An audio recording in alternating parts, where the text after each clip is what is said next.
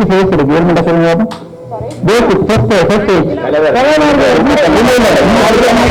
நாங்களும் project management masters எல்லாம் முடிச்சு தான் வந்திருக்கிறோம். ஆனா இந்த ப்ராஜெக்ட் மெகா ப்ராஜெக்ட். ஆனா அதுக்கான கன்சல்டன்சி சர்வீஸ் செய்து கொண்டிருக்கிறது.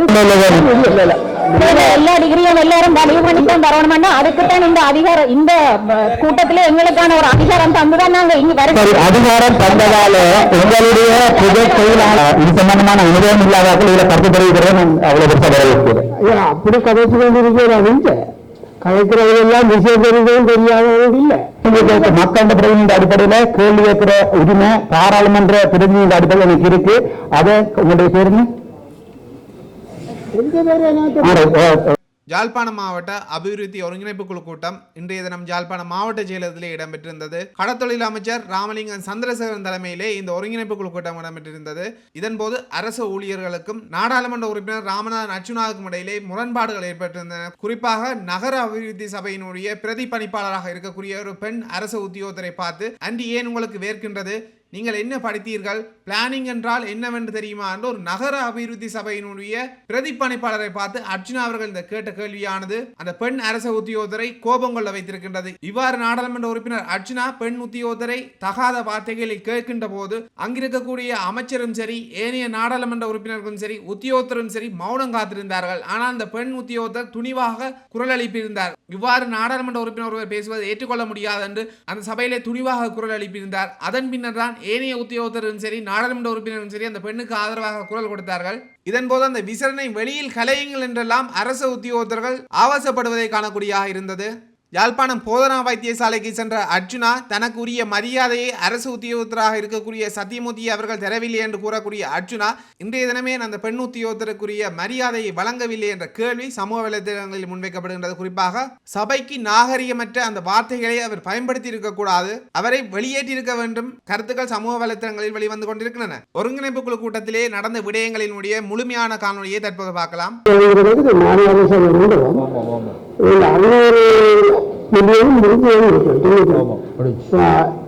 பூர்த்தி செய்வதற்கு இருக்கிறதா எனக்கு தெரியல. அதுக்காக கொஞ்சம் கேட்போம்.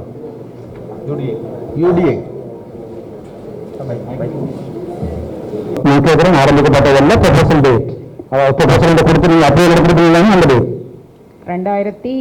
ஆண்டு. சரி, இந்த எத்தனை வருட ப்ராஜெக்ட் இது? இது வந்து உண்மையில் 2.5 வருட ப்ராஜெக்ட். இப்போ 2024 நீங்க ப்ராஜெக்ட் கம்ப்ளீஷன் ரிப்போர்ட், இந்த ப்ராஜெக்டை வந்து யாராவது ப்ராஜெக்ட் மேனேஜர் சென்ட் பண்ணணுமா அல்லது உங்களுடைய அமைச்சர் கீழே எனக்கு செய்யுதா?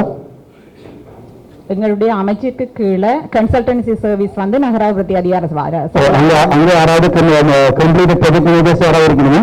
ப்ராஜெக்ட் மேனேஜ்மெண்ட் டிவிஷன் உண்டு, செப்பரேட்டா இதுக்காக செப்பரேட்டா இருக்கு. ஸோ அதுல நீங்கள் ஒவ்வொரு முறையுமே எவல்யூஷன் ஒவ்வொரு வருஷம் செய்யறீங்களாமா? ஒவ்வொரு வருஷம் இல்ல, ஒவ்வொரு மாதமும் நடைபெறும். சரி, அந்த ரிப்போர்ட்டை நீங்க பார்க்கலாமா? பார்க்கலாம். மொத்த ப்ராஜெக்ட்ல டோட்டல் எஸ்டிமேட் எவ்வளவு?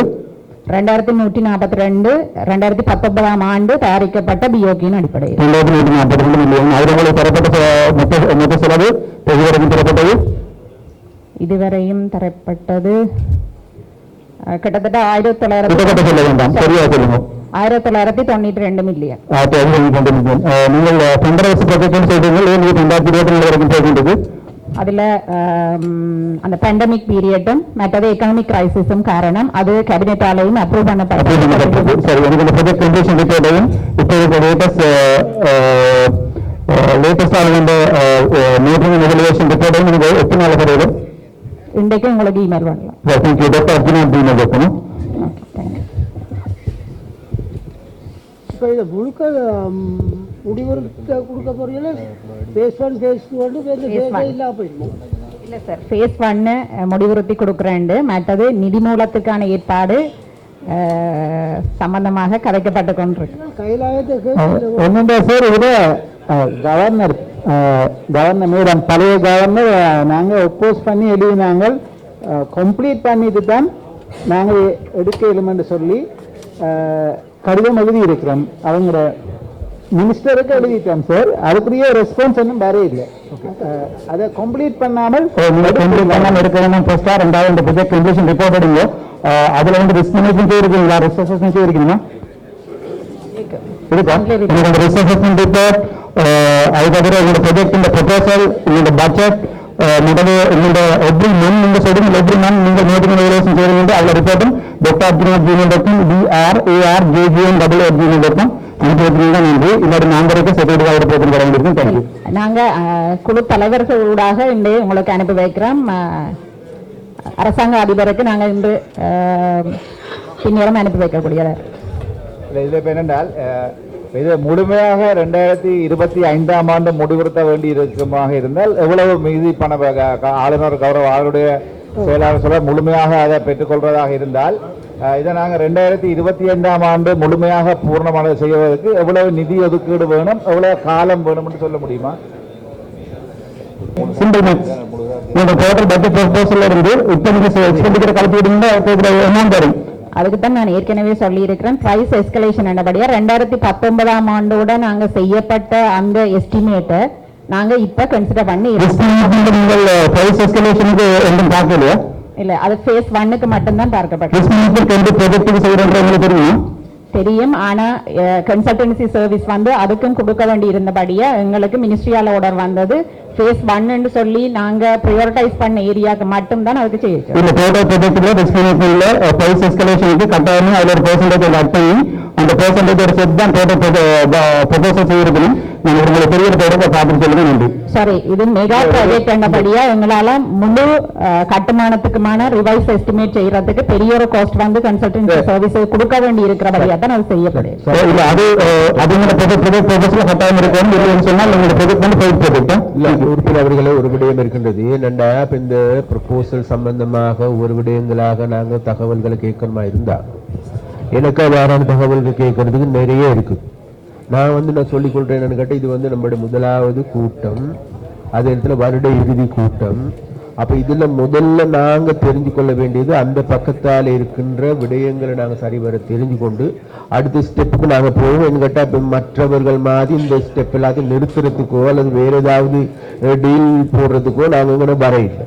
நாங்கள் அப்படி செய்ய போறதும் இல்லை. அதனால வேண்டி இங்கே இருக்கின்ற உங்களுக்கெல்லாம் இருக்கின்ற சந்தேகத்தை விட கூடுதலான சந்தேகம் எங்களுக்கு இருக்குது, கூடுதலான பிரச்சனைகள் எங்களுக்கு இருக்குது, கூடுதலான ப்ரொபோசல் வந்து அதெல்லாம் ஒன்று நான் எடுக்க இல்லை இன்றைக்கு. ஏண்டா முதல்ல அந்த பக்கத்தால் இருக்கின்ற கருத்துக்கள் என்னாண்டு கௌரவ அமைச்சருக்கு ஒரு பணியான வேண்டுகோள் என்றால் இந்த முக்கியமான பெரிய ப்ராஜெக்டுடைய ப்ரொபோசல் தான் கேட்கிறோம். வீடு கட்டி கொடுக்கிறது அதில் கேட்கல. இதோட ஃபெயில் ப்ராஜெக்ட் அதால தான் நான் கேட்கிறேன்னு சொன்னால் அந்த second request is when you are proposing this kind of a proposal, please consider the public void and the public buildings. There are lot of area they are penetrated. அதுல வந்து இந்த முக்கியமான இடங்கள்ல வந்து மக்கள் முழங்கால் அளவுக்கு வந்து தண்ணீர் இருக்கிற வீடுகள் இருக்கு. அப்படியான ப்ரொபோசல் ஃபர்ஸ்ட் எழுதுவேன். அது பிறகு வீடு இல்லாமல் 1000 சனங்கள் இருக்குது, வருமானம் இல்லாமல் இருக்கு, அப்படியான ப்ராஜெக்டுகள் எழுதுவேன். அதற்கு பிறகு நகர அளவு கடத்தக்கூடிய 10 மாடி 20 மாடி 30 மாடி கட்டிடங்களை செய்யணும் என்று இந்த தாழ்வான அபிப்பிராயம். ஒரு டிஸ்ட்ரிக்ட் டெவலப்மெண்ட் பிளான் போடுறது நீங்கள் ஃபண்டமெண்டல் அனாலிசிஸ் படிச்சிருப்பீர்கள். இந்த பேஸ்லைன் அனாலிசிஸ் செய்யறதுல பேஸ்லைன் அனாலிசிஸ்ல வந்து புரிந்து கொடுக்கிறது முக்கியமா மக்களுடைய பேருக்கு மட்டும். ஸோ ஃபர்தர் ப்ரொபோசல்ஸ் ஏதாவது செய்யறதில்ல. இது வந்து சொல்றது குட் இன்டென்ஷன், பேட் இன்டென்ஷனுடைய யாரையும் காயப்படுத்துறதுக்கு இல்லை. அந்த ப்ராஜெக்ட் கொலாப்ஸ் ஆயிருந்தா திருப்பி ஒரு கிக் ஸ்டார்ட் உண்டு. Kick start. So we can do a kick start and run it finish quickly. And இந்த போது தாரகாரத்தில் அப்படியே விஷயம் நடக்கிறதுல நீங்கள் அது ஒரு ஃபுல் ப்ராஜெக்ட்ல இருந்தா நம்ம லெசன் லேர்ன் டாக்குமெண்ட் இருக்காங்க. லெசன் லேர்ன் டாக்குமெண்ட் இருக்காங்க ஒவ்வொரு வயசுக்கும். இந்த லெசன் லேர்ன் டாக்குமெண்ட் என்று நாங்கள் செய்யணும். அதோட நம்ம கம்பெனிக்கு நம்ம மில்லியன் கணக்கு பே பண்ணியிருப்போம் ப்ராஜெக்ட் மேனேஜ்மெண்ட்டுக்கு. ஆனால் அங்க செய்யறது வந்து ட்ரெடிஷனல் மெத்தட்ல தான் செய்து கொண்டிருக்கிறோம். ஸோ இந்தியன் இந்த அரசாங்கம் நல்ல பேர் எடுக்கணும் என்பதற்காக மட்டும்தான் இதை கேட்கிறேன், மற்றபடி அரசியல் லாபங்களுக்காக அல்ல. நன்றி. ஆனால் இந்த நகர அபிவிருத்தி சபையினுடைய உதவி பணிப்பாளர் கௌரவ ஆளுநருடைய செயலாளர் குறிப்பிட்டது போல முழுமையாகத்தான் அதை கையளிக்க வேண்டிய தேவைப்பாடு இருக்கிற காரணத்தினால அந்த திட்டத்தை பூர்ணப்படுத்துறதுக்கு 2025ஆம் ஆண்டு பண பெறுமதியில எவ்வளவு மில்லியன் ரூபாய் இந்த முழுமையாக செய்வதற்கு தேவை என்பதையும் அதை அவ்வாறு நிதி ஒதுக்கீடு செய்யப்பட்டால் எவ்வளவு காலத்தில் அதை பூர்ணப்படுத்த முடியும் என்ற விடயத்தை நீங்கள் எங்களுக்கும் ஒருங்கிணைப்பு குழு தலைவருக்கும் தந்தால் நாங்கள் அது தொடர்பாக கௌரவ ஒருங்கிணைப்பு தலைவர் பார்லமெண்டத்திலே அல்லது நிதி ஒதுக்கீட்டை பெற்றுக்கொள்ளக்கூடிய நடவடிக்கை எடுப்பார். நாங்கள் துவங்கிட்டு எங்க நாங்கள் பிளவிட்டிருக்கோம்ன்றதை பார்த்து 2.5 years ப்ராஜெக்ட் 2.5 years முடிய வேணும். எங்க பிளவிட்டிருக்கோம் பார்த்து அடுத்தடுத்த வார அரசு லெசன் டே டாக்குமெண்ட் சொல்லி அந்த லெசன் டே டாக்குமெண்ட் என்னென்று கூட தெரியாம தான் சம்பந்தப்பட்ட அதிகாரி இருக்கிறார். அதை தெளிவுபடுத்த வேண்டிய தேவை மட்டும் நான் நினைக்கிறேன். யாரையுமே காயப்படுத்துவதோ அல்லது உங்கள் கூட்டத்தை குழப்பக்கூடிய எந்த தேவையும் எனக்கு இல்லை. அப்படி நான் இதுல கேட்டது உங்களுடைய கூட்டத்தை குழப்பவதாக இருந்தால் நீங்க அனுமதியோடு நான் வெளியில் போறதுக்கு தயாராக இருக்கேன். நன்றி. மலைக்கையில் முன்னே ஆளுநரும் அரசாங்க அதிபரும் சேர்ந்து இந்த நிதியை அடிஷனலாக பெற்றது. இப்போ நிதி தேவையில்லை. இந்த ஆளுநர் செயலாளருக்கு 3 ஆண்டு வரலாறு தெரியும். அதனுடைய நான் வைக்கிறேன் நீண்ட நேரம் கிடைக்காமல் கௌரவ ஆளுநர் அவர்களும் கௌரவ அமைச்சர் அவர்களும் பேசி யூடியோவில் கட்சிகள் மேலதிக நிதியை பெற்றுக் கொடுக்குமாறு கேட்டுக்கொள்கிறோம். அவ்வளோதான். அதுக்கு மேலே நாங்கள் இதை விவாதித்து கொண்டிருக்க தேவையில்லை. ஒவ்வொரு செயல் ப்ராஜெக்டுக்கும் மேலதிக நிதியை பெற்றுக் கொடுப்பதற்காக இந்த டிசிசி மீட்டிங் கூடுமையாக இருந்தால் எல்லா ப்ராஜெக்டும் செயலாகிக் கொண்டுதான் போகும். ஆகவே இது சம்பந்தமான அனுபவம் இல்லாதாக்கள் இதில் கருத்து தெரிவிக்கிறேன். அவ்வளவு பெருசாக வரவேற்கிறேன். அப்படி கதைச்சு கொண்டிருக்கிறேன். கலைக்கிறவர்களெல்லாம் விஷயம் தெரிஞ்சதும் தெரியாதவர்கள் இல்லை. தெரிஞ்சவர்களாக கலைக்கிறேன். நான் 4 வருஷம் இருந்தேன். நான் தெரியாத கதைக்கிறாங்க. அப்படியெல்லாம் கதைக்கிறார். அதாலதான் இந்த ப்ராஜெக்ட் செயலாக இருக்குன்னு நினைக்கிறேன். தேங்க்யூ. அது கதைக்கிறாங்க. கேட்கலாம். ஆளுநருக்கு தெரியும், எனக்கு தெரியும். ஒரு சார்ஜோட போயிட்டு அவன் ஃபண்ட் அடிஷனல் 600 எடுத்து கொடுத்தோம். இந்த சபையில சொல்லியிருக்கேன். முன்னாள் ஆளுநர் சம்பந்தம் பலதரப்பட்ட காடுகளுக்கு அபிஷேக பற்றி நான் இதை கதைக்க வரையில்லை. அது என்னுடைய ஜப்பும் இல்லை. அது பியூரோக்ராட் அண்ட் பொலிட்டிஷியன்.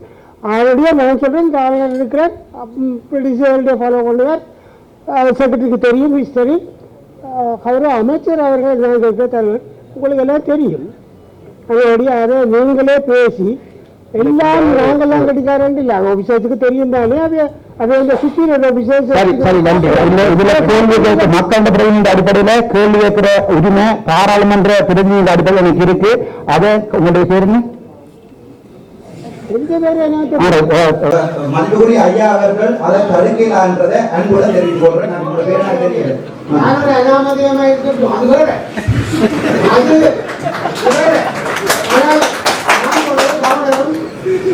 அமைச்சர் அவர்களும்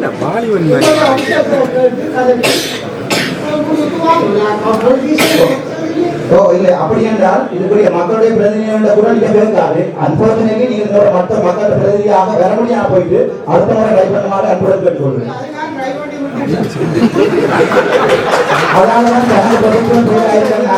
அடுத்த முறை நீங்க ட்ரை பண்ணலாம். என்ன உங்களுக்கு மோசம் அடைகிறதுக்கு காரணம் இருக்கு.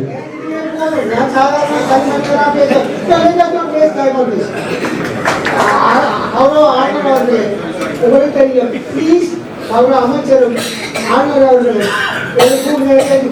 எஸ்கலேஷன் எஸ்டிமேட் எல்லாம் பார்க்கக்கூடிய தயவு செய்து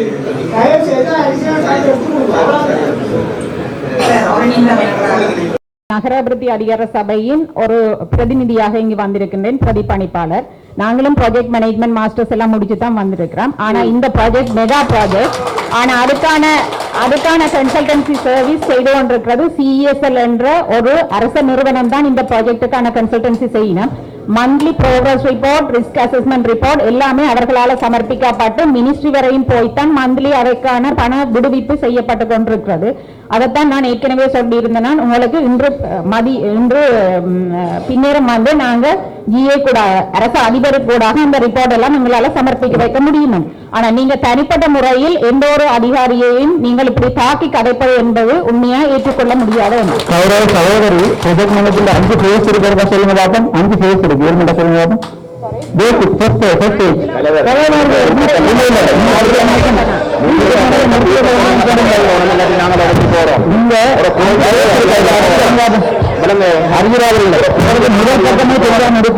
நடந்து கொள்ள தெரியாட்டி வந்து அவமதிப்பதாக கருதுகின்றேன். இதில் நான் விவாதிக்க வரவில்லை. இல்ல ப்ராஜெக்ட் மேனேஜ்மெண்ட்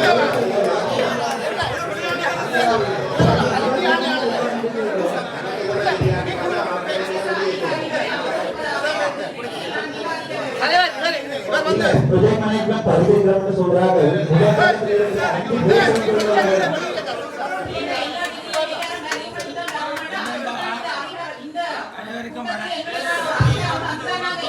படிச்சிருக்கிறோம்னு சொல்றார்கள். முதல் பக்கத்தில் இருக்கிற 5 பேர்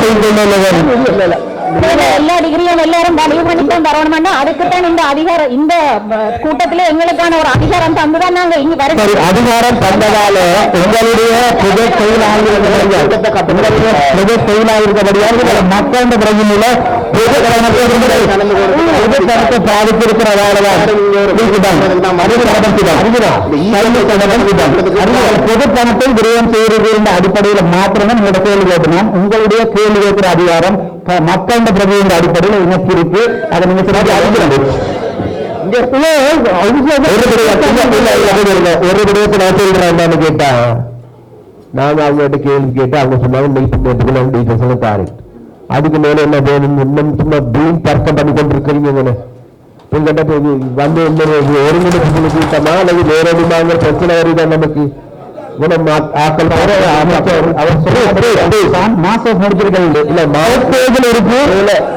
அதெல்லாம் அவர் மாஸ்டர் முடிச்சாங்களா முடிக்கலாங்கிறது அந்த அது தேவைப்படாது.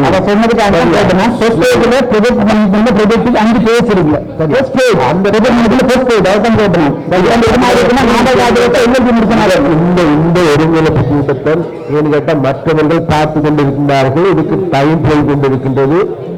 சரியா அது அதனால வந்து இதை குழப்பணும் என்று நினைக்காங்க. சரியா கௌரவ அமைச்சர் அவர்களுக்கு திருப்பியும் நான் ஒரு செகண்ட் தாங்க. இந்த மீட்டிங் வந்து ப்ரொடக்டிவிட்டியா செய்வதனால் அல்லது இந்த மீட்டிங்ல யாருமே கேள்வி வைக்கலாத நீங்கள் தான் செய்தல் என்பதுடன் இந்த அர்ஜுனா நீங்க கேள்வி கேட்டீங்க. அவங்க கேள்விக்கு அழகா பதில் சொன்னாங்க. அந்த பதிலுக்குரிய டாக்குமெண்ட் அனுப்பணும் சொன்ன பிறகு மைக்கெடுத்து சொல்லியிருக்கிறார். மைக்கெடுத்து சொல்லிதான் தான் மாஸ்டர்ஸ் முடிச்சிருக்கிறேன். அதான் நான் கேட்கிறேன். அந்த project masters intervention planning exhibition evaluation close அங்கே ஸ்டேஜ் இருக்கு. அதை தான் கேட்கிறேன். உங்களோட அதாவது பாராளுமன்ற உறுப்பினர்களுடைய உரிமையை பாதுகாப்பது போலவே இங்க இருக்கின்ற அரசு அதிகாரிகளுடைய உரிமையை நான் பாதுகாக்க வேண்டிய கடப்பாடு எனக்கு. அதனால வந்து இங்கே வந்து நாங்க பாராளுமன்ற உறுப்பினர்ங்கிறது உண்மைத்தான், தலைவருங்கிறது உண்மைத்தான். அதற்கண்டு அவர்களுக்கு கீழானவர்கள் அல்ல. அதனால வேண்டி நாங்க எடுத்துக்கொண்ட நாங்களும் அந்த இடத்துல இருந்து வந்திருக்கின்றோங்கிறத மறந்து விட்டு அவர்களுக்கு வீணான கேள்விகளை கேட்க வேண்டாம் என்று பிளீஸ் நான் கேட்டுக்கொள்றேன். நம்ம வேலைகள் தொடரும்.